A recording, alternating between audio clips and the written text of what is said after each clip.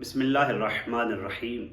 ایک بہت بڑا مسئلہ جو ہمارے معاشرے میں عام ہو چکا ہے کہ کس کو سنا جائے، کس کی مجلس میں بیٹھا جائے، کیونکہ دو جملے بہت زیادہ بولے جا رہے ہیں۔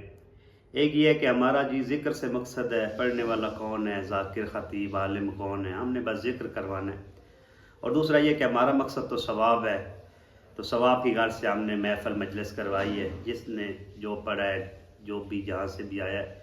ایسا نہیں ہے کیا جن کا ذکر ہے انہوں نے جب دنیا کے تمام مراحل کی طرف انسانیت کی رہنمائی فرمائی ہے تو کیا انہوں نے اپنے ذاکر، خطیب یا عالم کی کوئی علامت یا نشانی نہیں بتائی؟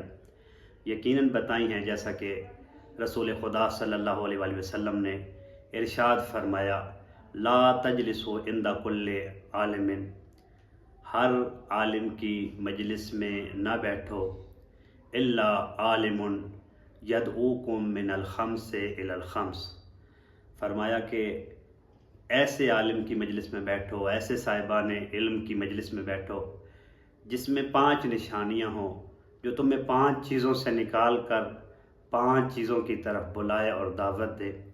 من الشک الی الیقین، جو صاحب علم تمہیں شک سے نکال کر یقین کی دعوت دے۔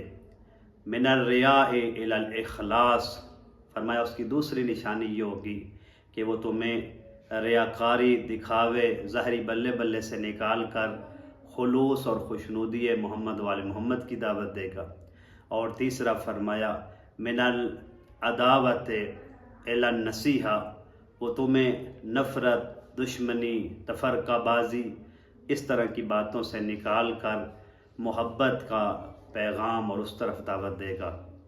اور چوتھی فرمایا من الکبر، وہ تمہیں جو ہے وہ خود پسندی، غرور اور تکبر سے نکال کر الی التواضع، عاجزی اور انکساری کی طرف دعوت دے گا۔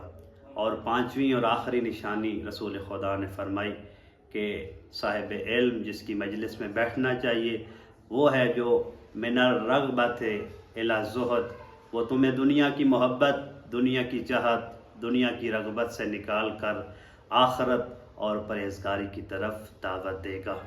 تو ہم سب کو چاہیے کہ ایسے عالم کی، ایسے صاحب علم کی مجلس میں بیٹھیں جس میں یہ 5 نشانیاں پائی جاتی ہوں۔ اللہم صلی علی محمد و آل محمد وعجل فرجہ۔